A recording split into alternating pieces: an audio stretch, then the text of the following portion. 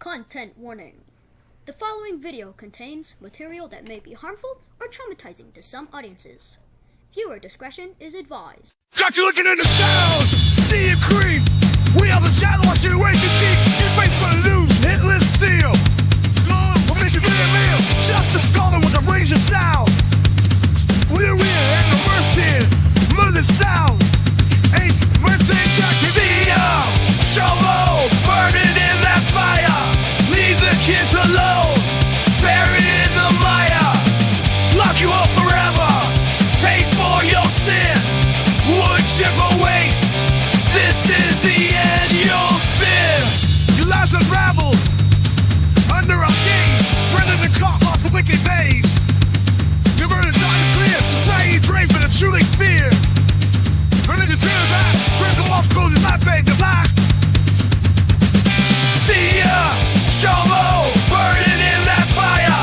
Leave the kids alone, buried in the mire. Lock you up forever, pay for your sin. Wood chip awaits, this is the end you'll spin.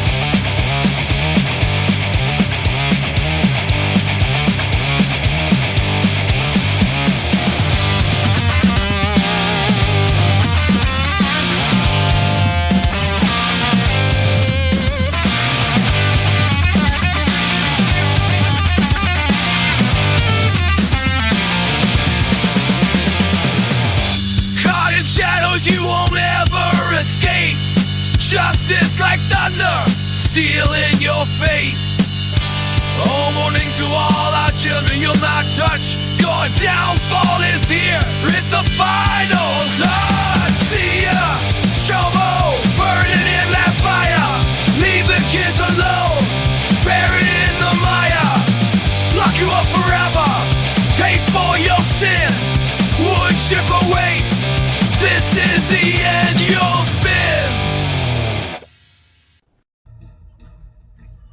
Just when you thought you could turn your back and walk away, the dark cloud of human indignity follows you. You have no choice but to turn and look it in the eye.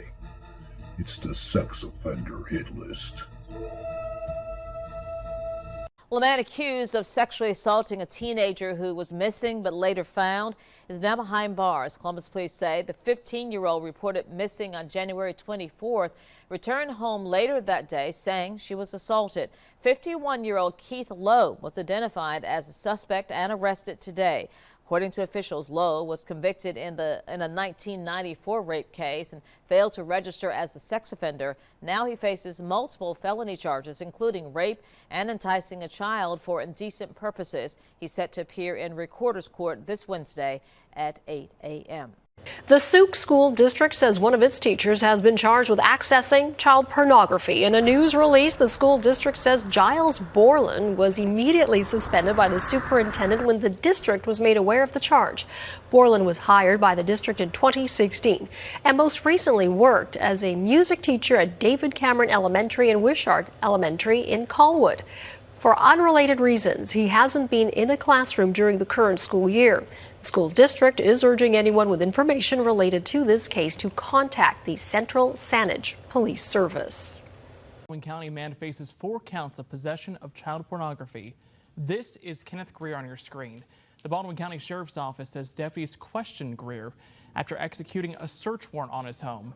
Now, deputies say Greer admitted to possessing child porn and is linked to over 3,500 images of child sex abuse material. A cross-county Arkansas man has been arrested on charges of internet stalking of a child. 33-year-old David Heydrich Jr. of Wynn was taken into custody last week. Investigators say he sent sexually explicit pictures and messages to an undercover agent, believing he was chatting with an underage girl. They say the messages including talk of marriage. Heydrich was arrested at his home.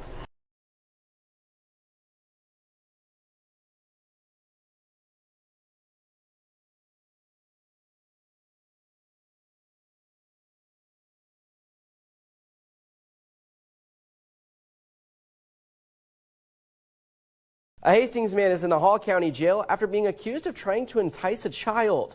According to court documents, 29-year-old Patrick Mailsker made contact with who he believed to be a 13-year-old girl but in reality was an undercover investigator in November of last year.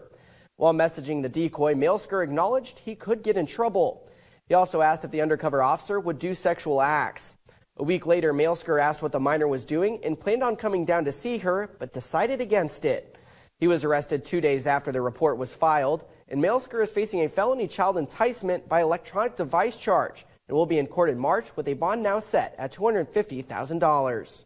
A new challenge facing police investigating cases of child pornography. Good afternoon. I'm Nancy Alvarez. I'm Jesse Pagan. Holly Hill police arrested a man they say had child porn, including some pictures artificial intelligence created. West 2 Volusia County reporter Pamela Combe live at Holly Hill police headquarters to explain this new hurdle investigators will have to overcome. Pamela. Well, police departments are having to quickly adapt and modernize their equipment so they can analyze these photos and determine whether or not they're real or fake. Because AI is embedded into our everyday lives, the Holly Hill Police Department is also having to make some major changes to theirs. 22-year-old Jesus Rodriguez is in custody. He was booked into the Volusia County Branch Jail after the Holly Hill Police Chief says they found several photos on his phone. The actual suspect called to say that he had clicked on a link that took him to a child porn site. After further investigation and a search warrant, police say Rodriguez had several pornographic photos of children on his phone, 2 of which were AI generated. I have to say, unfortunately, a large fraction of use of generative AI is actually for pornographic purposes. So this is, I think, well, first of all, I'm not surprised. And secondly, I think this is probably just the tip of the iceberg. There are a lot of more cases that go unnoticed. University at Buffalo professor Siwei Liu says there is technology available to detect what's fake. These algorithms actually look for something that's invisible or inaudible to human eyes and ears, and look for statistical differences between AI-generated contents from the real ones. Technology that's being put to use at the Holly Hill Police Department. It has become very sophisticated, and sometimes it can be you can't look past the natural eye and see the difference in AI versus reality. But we do have software and platforms out there that can detect the AI-generated photographs. And because this technology isn't widely known, child advocates worry law enforcement agencies might waste time and resources to try and track down exploited children who don't really exist. At Holly Hill, they'll continue to be aggressive and arrest all those criminals. The chief does say they continue to see those cases every day. As for Rodriguez, he did post bond today. Covering Volusia County, Pamela Combe, West 2 News.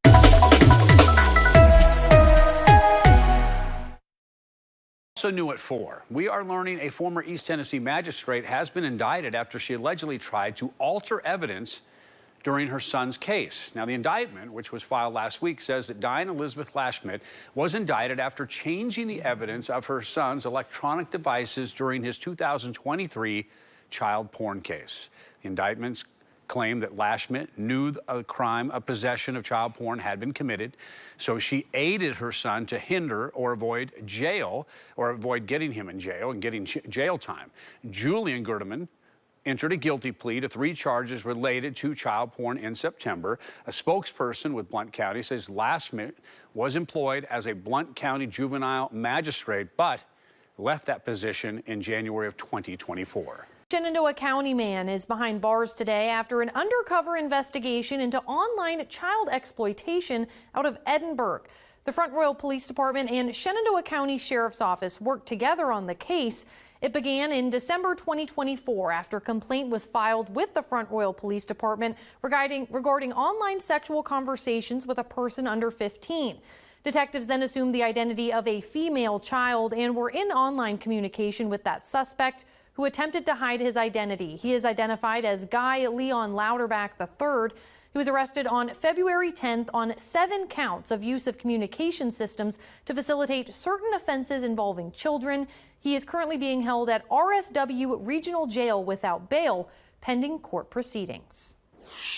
Zachary McGraw, the former chapter teacher who is facing allegations of possession and distribution of child pornography, was allegedly reported for these allegations back in January of 2024. I'm Sam Hoyle, your neighborhood reporter. That according to documents obtained by 23 ABC.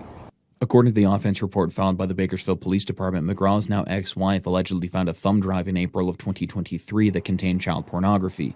After confronting McGraw, the woman alleges that, quote, McGraw became upset, threatened her, and then took her cell phone, end quote, and he then locked her in the bedroom closet for a few hours. After the incident, the woman says she left McGraw out of fear and that he legally owned firearms, but did not report the incident until January of 2024. That thumb drive was never handed off to law enforcement. In the report, investigators asked McGraw about the report his ex-wife made to KCSO.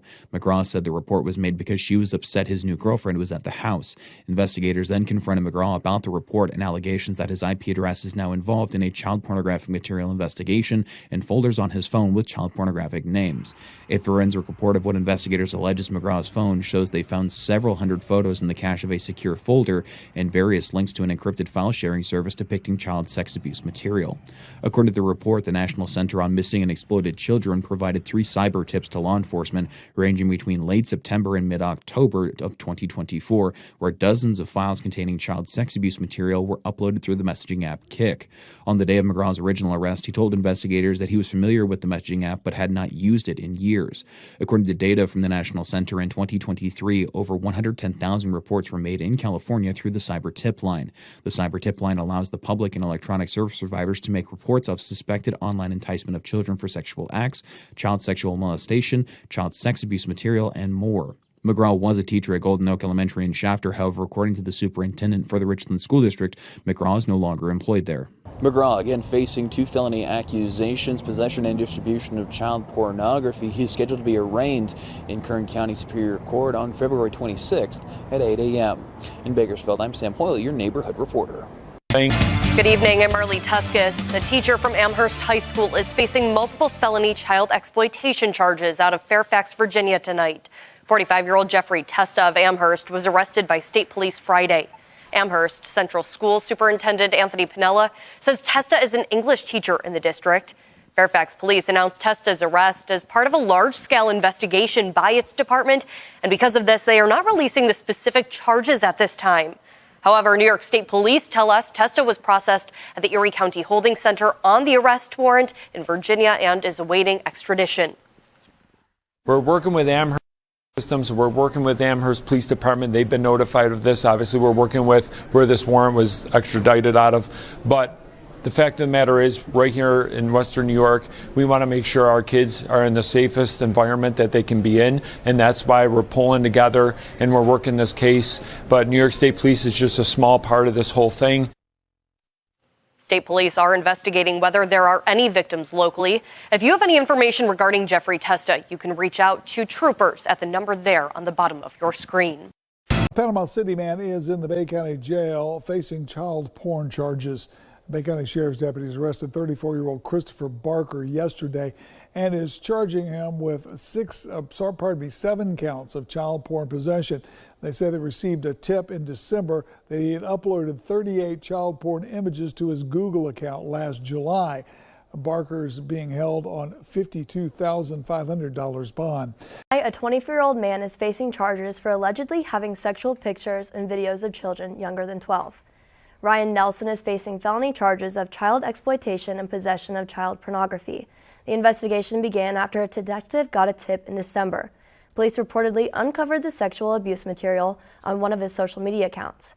He faces as much as 12 years in prison if convicted of the charges. A Lindenville man is in jail tonight facing multiple charges for allegedly committing sexual crimes against a child. Vermont State Police say the investigation into 70-year-old Edward Cram began on February 3rd after they got word from a mandated reporter.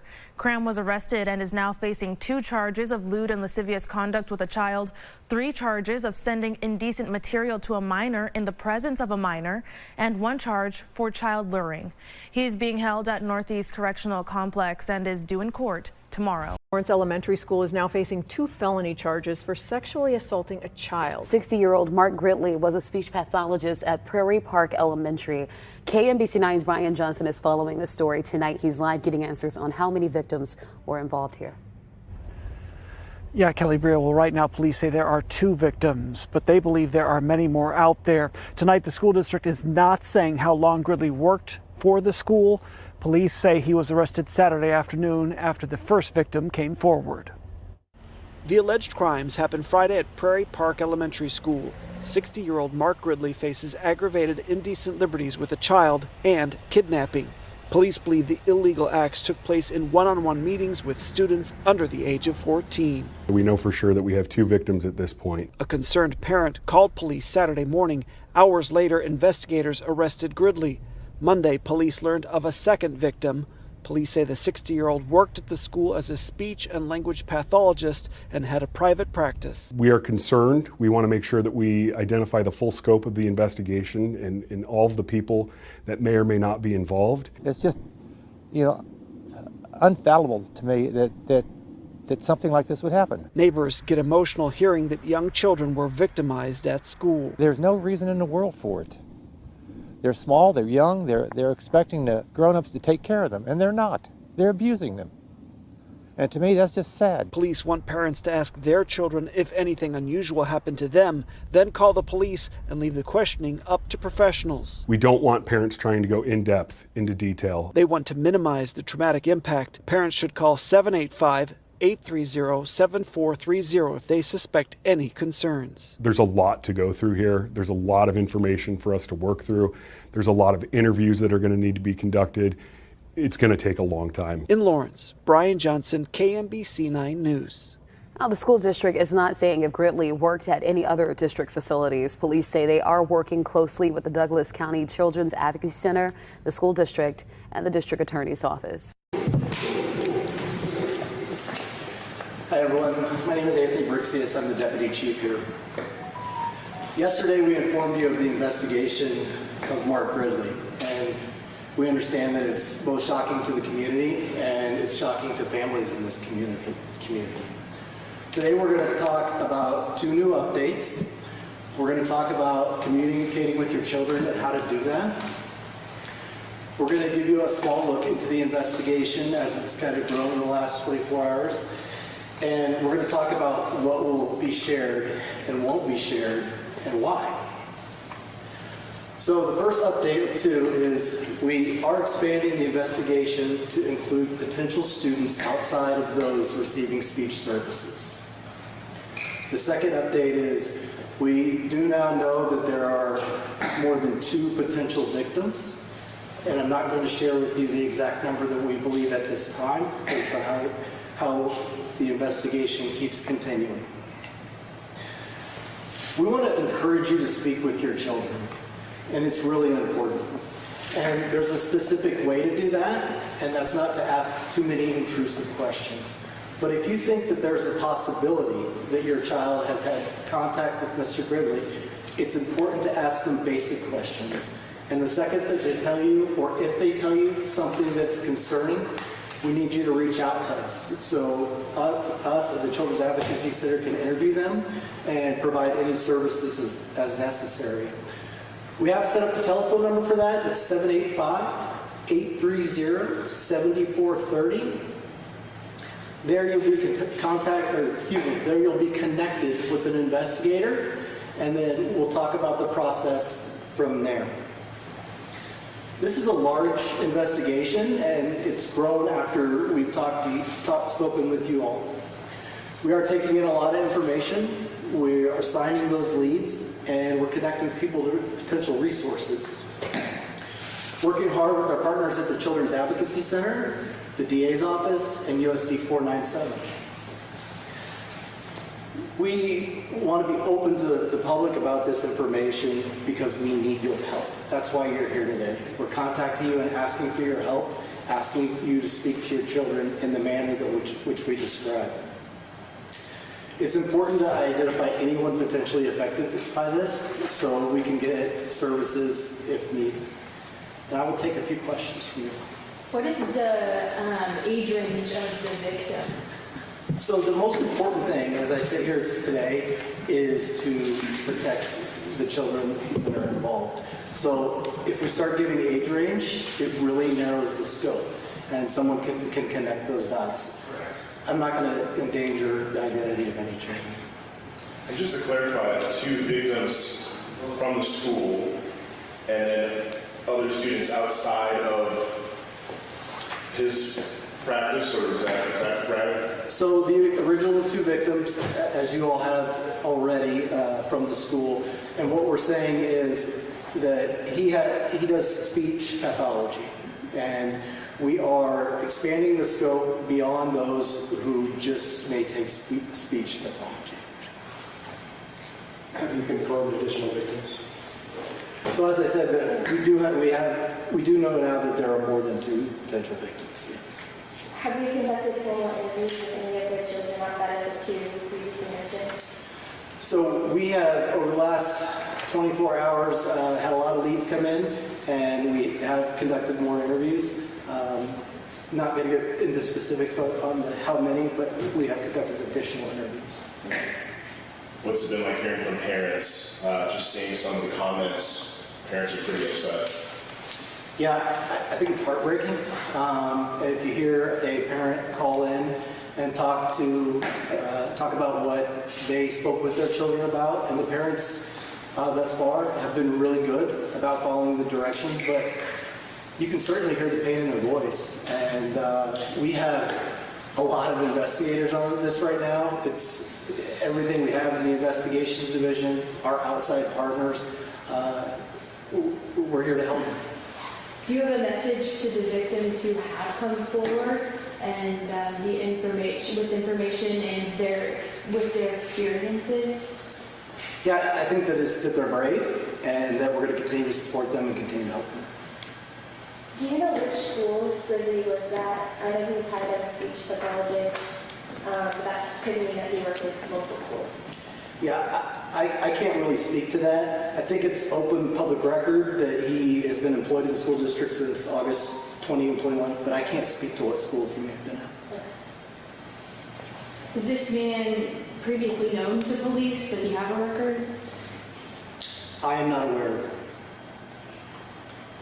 What are SROs doing in the schools to proactively try to root out trouble like this?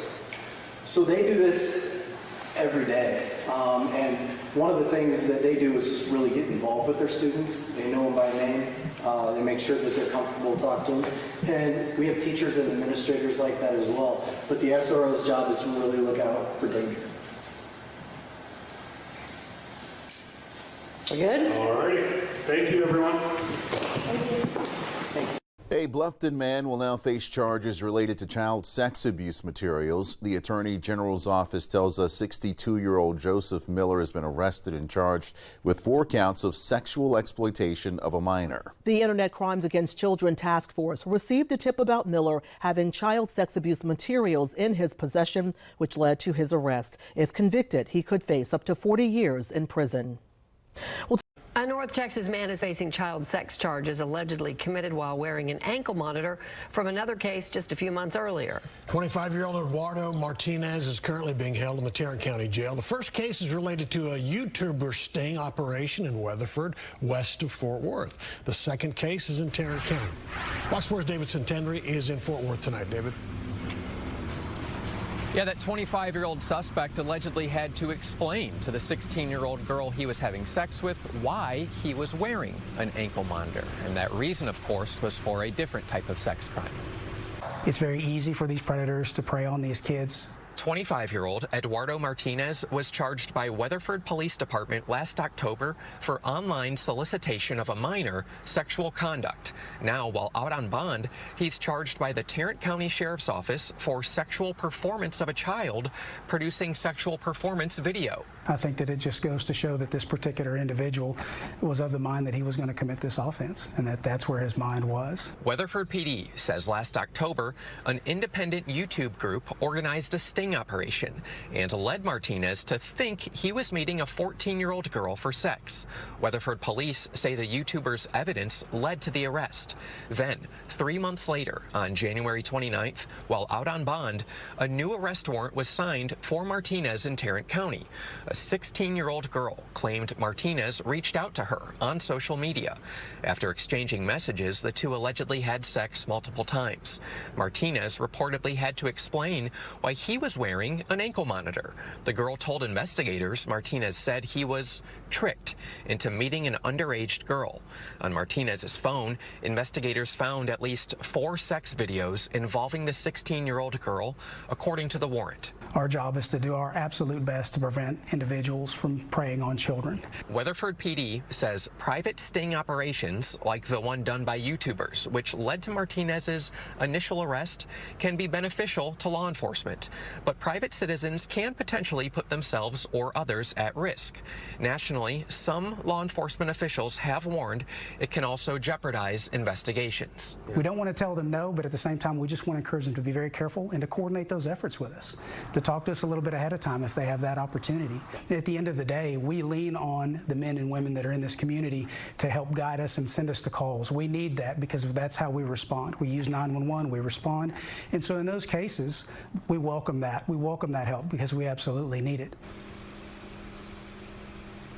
Records show Martinez is not a registered sex offender in the state of Texas. Actually, we could not find any sort of criminal filings about him previously, prior to these 2 charges. As for the case in Weatherford, that is Parker County, where he was just indicted last week, but again, he remains in Tarrant County Jail for that second charge. His bond now, $500,000.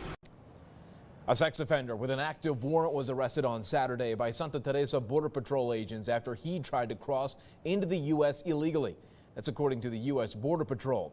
Border Patrol says that around noon that Saturday, the man was arrested and taken to a Santa Teresa station for processing. During fingerprinting, it was discovered that the man was facing a charge of sexual battery of a child back in 2020 in California. The case was turned over to the U.S. Attorney's Office in New Mexico for prosecution. A Centerville man was sentenced to 40 years in federal prison today for producing child pornography. According to court documents, 48-year-old Louis Nathan Hernandez exploited a minor and produced child sexual abuse material of her from 2022 to last March. The victim was younger than 12. According to court documents, officials found more than 1,100 images, video, and other material between his computer and 2 cell phones. And the success of these moments requires us to constantly communicate and collaborate, and we do that consistently. So the first case we're going to talk about is what we call on the police department a traveler's operation. We have child exploitation detectives who do a lot of tough work, work that really most detectives aren't exposed to, but on occasion we'll do an operation like this one to engage online predators who seek to interact with children, boys and girls, and solicit sex or sex acts from children. And our very own detectives actually pose as young people. Our detectives are required by law to identify as a child. They're required to talk about specific sex acts. There's no entrapment associated with any of these operations whatsoever. We are remarkably transparent to people who are soliciting sex from children. And then, in fact, after we establish probable cause, we arrange to meet that predator and we make an arrest. And in this case, Major Elizabeth Melendez is going to talk about 7 people that we arrested just last week. One of those persons arrested, Richard Berkowitz, was past tense, a Falls Church High School PE teacher, and we're going to talk about him as well. And then when we wrap up our presentations and comments, and Dr. Reed will comment on that, and we'll both take questions. When we wrap up the traveler's operation portion of this news conference, then we'll go into the arrest of John Barber. John Barber was a Fairview Elementary School teacher who was wrapped up in an investigation where he harmed 2 girls. And we'll talk about how that investigation unfolded after the initial part. So Major Melendez will come up and give you some play-by-play of the traveler's operation, why we do it, how we do it, and the results that result, the arrests that resulted. Thank you, Chief. Good morning. Detectives from the Major Crimes Bureau's Child Exploitation Unit arrested 7 predators last week who were using the internet to exploit children. Our detectives conducted an operation where they utilized online platforms and phone applications to engage in conversations with individuals. During these online encounters, the perpetrators initiated explicit conversations with detectives posing as children, soliciting sex acts from their underage personas.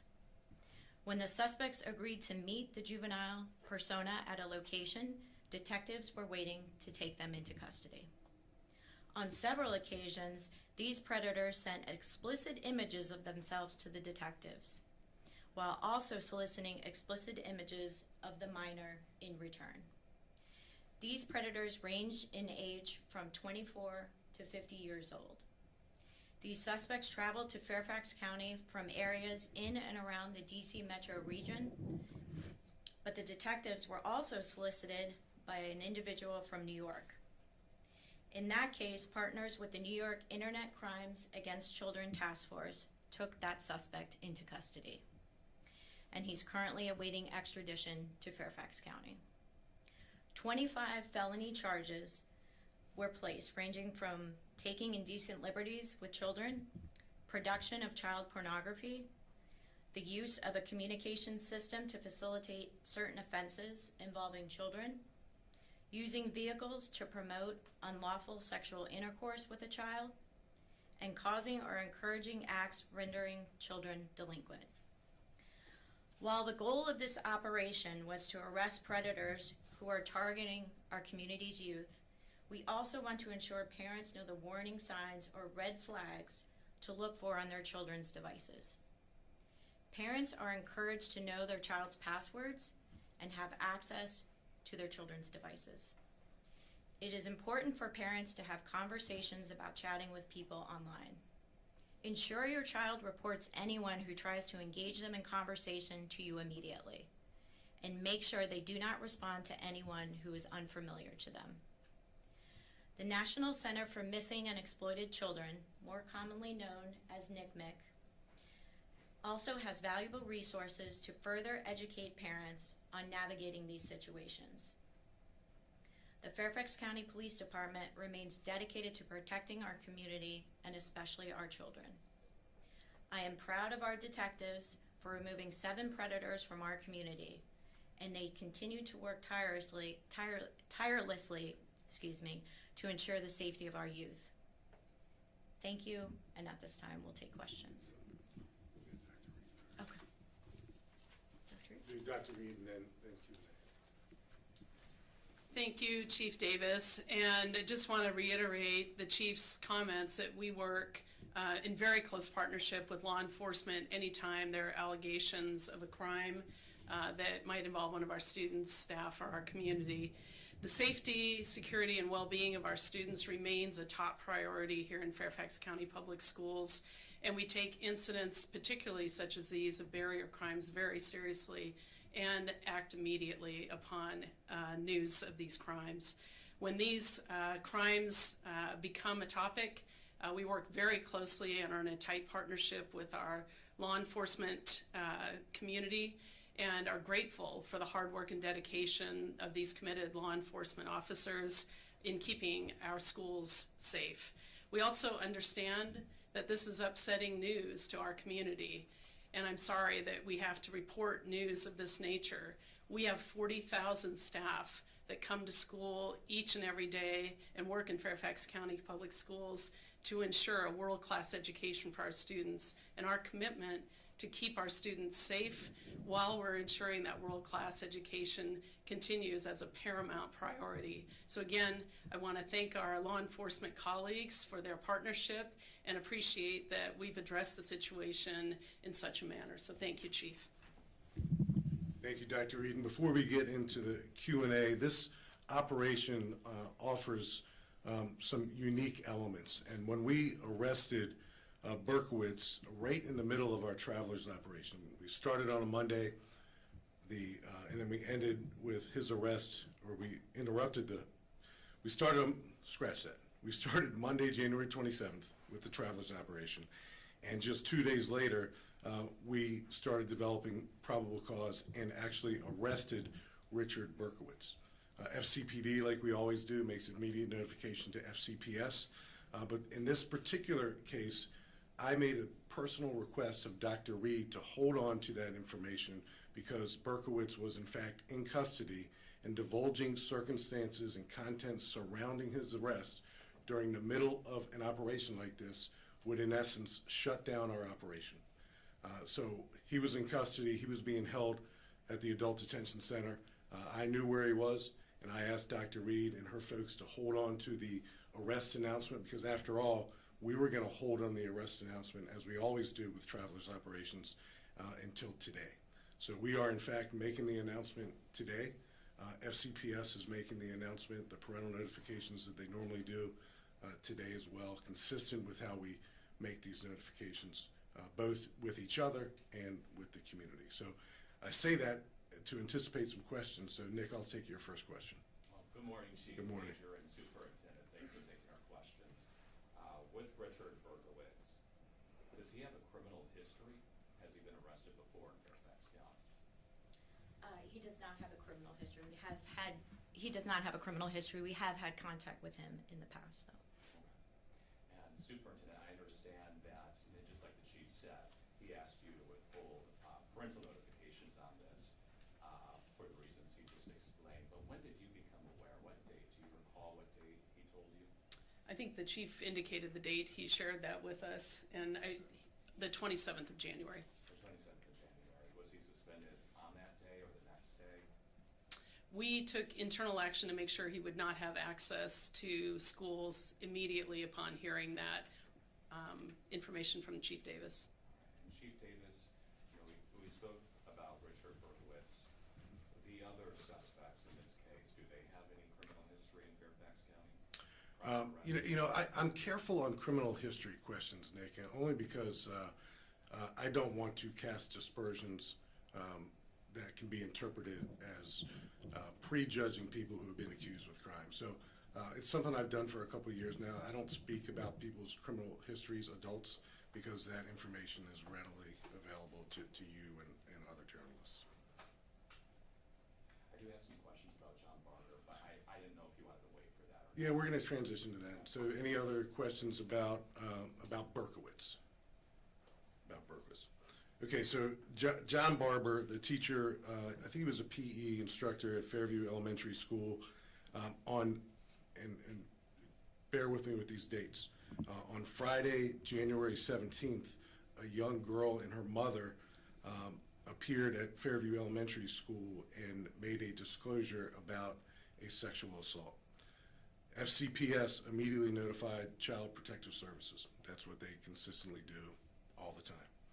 Child Protective Services immediately notified FCPD.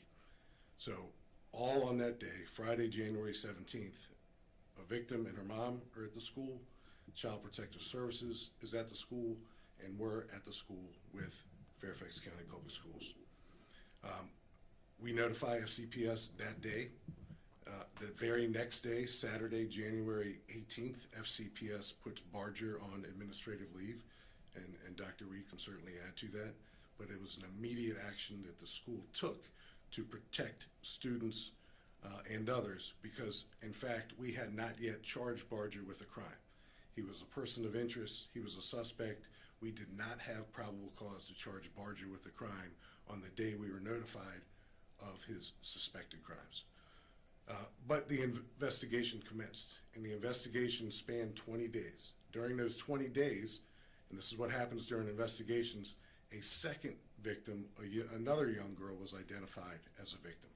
So when we eventually charged Barger on Thursday, February 6th, we notified FCPS of those criminal charges.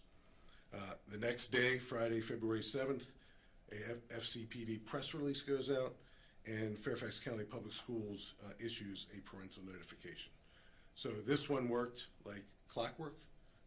When we were notified of a suspected, of a teacher suspected of committing a crime, we don't always have immediate probable cause to make an arrest, but the school, and they certainly did it this time, and they do it every time, applied discretion immediately and put that teacher on administrative leave to get any students out of potential harm's way.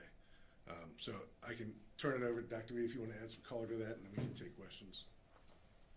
Sure. Thank you, Chief Davis. I think it's important to note that as soon as we were made aware of the circumstances, our staff responded exactly as they're directed to and contacted the appropriate authorities. Those authorities then have to have time to investigate. In other words, as Chief Davis said, there was not yet at that time probable cause, there were allegations. So our HR department and legal, it's clear that we do not talk about personnel matters that are not in a situation where we have an arrest or charges. So in this case, we did not communicate with parents until we actually were noticed that there were charges and an arrest that were going to occur because the police were conducting their investigation to determine probable cause. And I'll just add, Nick, to that a little bit. That's consistent with the governor's executive order. It's pursuant to an arrest. So just want to make a point. Which executive order is that, just so we know? Regarding parental notifications. I think you're probably familiar. I believe that's on overdoses, not sexual assaults. But Chief and Major, do you suspect there are additional victims?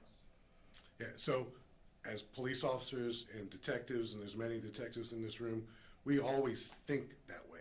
So because of that, we've collected digital evidence and other forensic evidence. So far, we have zero information to indicate there are additional victims, but that door is open.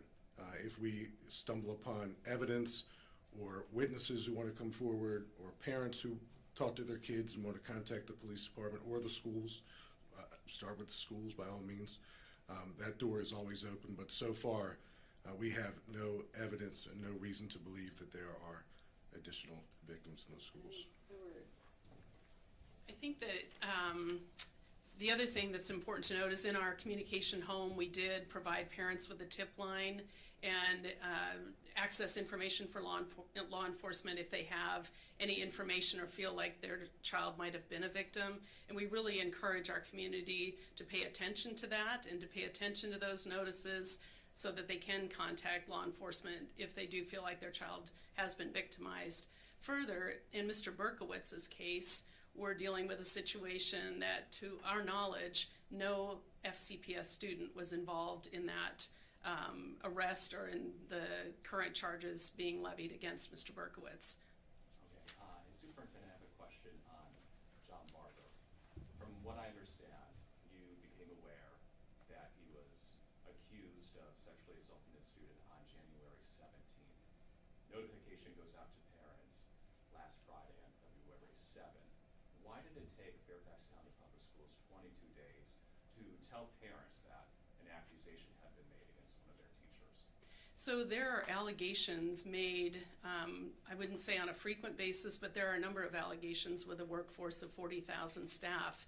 And so what we always want to ensure is that those allegations are properly and thoroughly investigated by the entity entrusted to do those investigations, which in this case was law enforcement. So the information we had was turned over to law enforcement, as we do, as a matter of course, and at such time that they had probable cause to develop charging documents, that's the point where we will notify parents. And we're currently also answering questions of parents who continue to have questions around Mr. Barger. So is the standard operating procedure for CPS to wait for charging documents, is that right?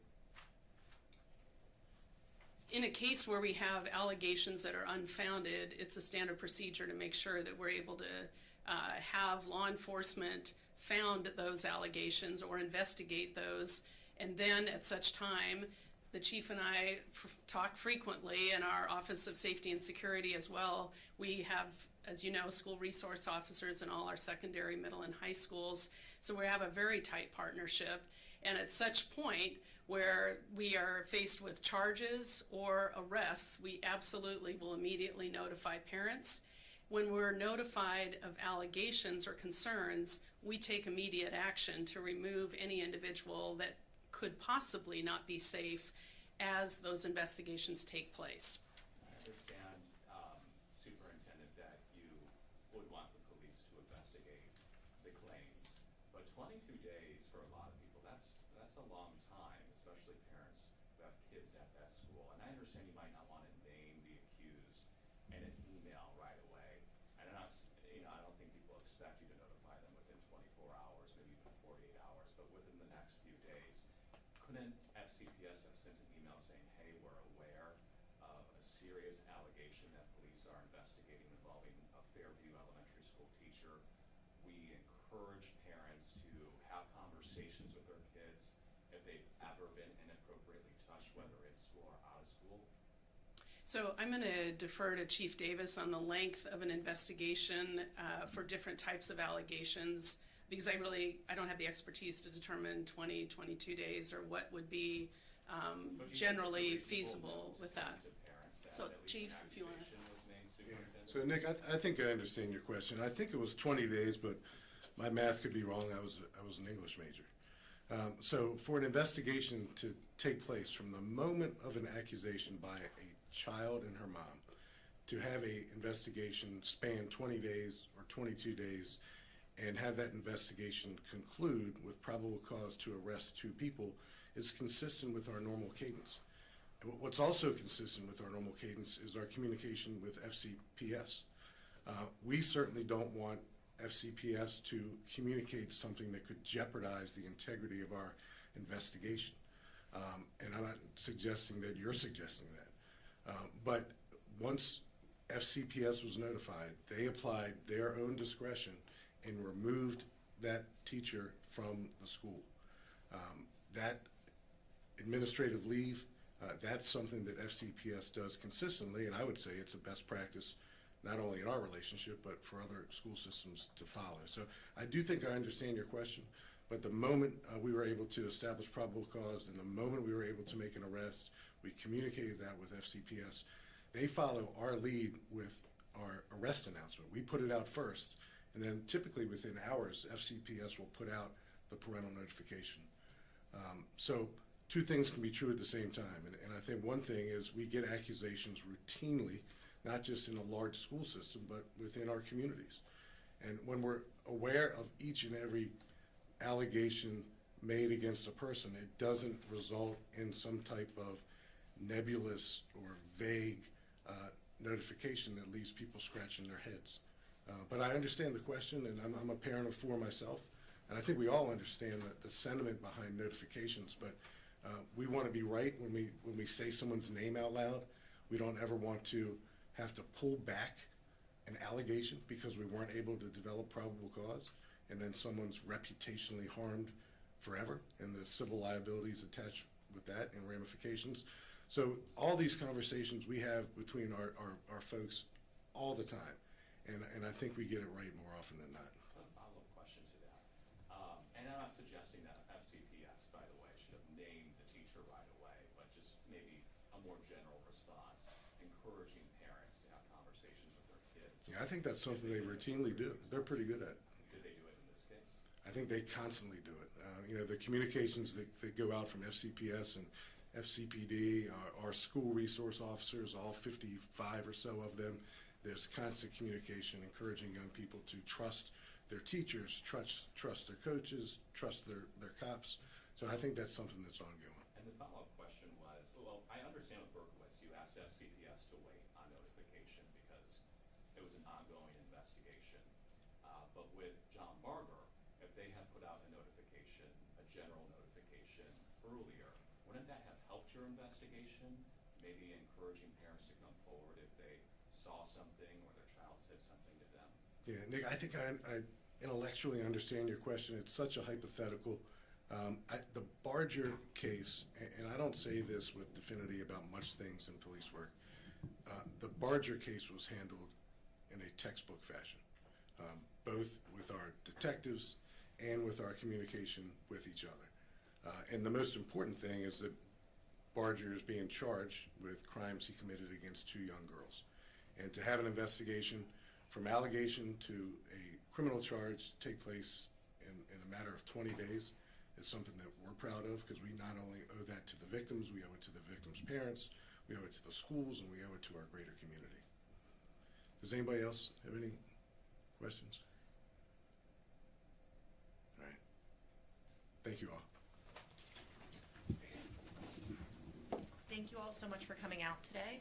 If you can follow us on our blog or on any of our socials at Fairfax County PD, we will update with both the information on both cases we discussed today, and you can also find the tip line and any more information to help you speak with your children or people you love about issues like this. Thank you.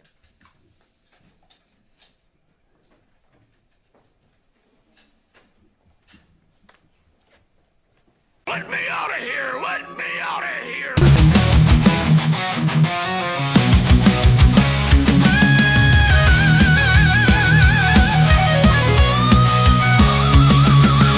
Lurking in the shadows cold, preying on those who ain't yet old. Now Biden's got your dirty deeds, exposing you for all the world to see. Leave kids alone, you filthy beast. Predators now unleashed. Voices whisper in the night. Camera in your face, you can't hide. Channel show your twisted game. Police all in your field with shame. A decoy brought you down for fast. Your freedom days have surely passed. Leave kids alone, you filthy beast. Predators now unleashed. Voices whisper in the night. Camera in your face, you can't hide. Shylock, show your twisted game. Police storm in your field with shame. A decoy brought you down so fast. Your freedom days are surely past.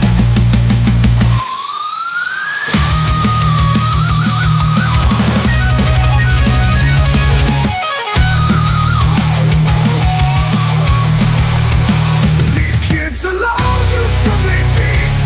Predators now unleashed. Voices whisper in the night. Camera in your face, you can't hide. Prison walls now made for you. Wood chippers, hunger grows for true. Your fate is sealed, but lie you breathe. No mercy for the vile and diseased.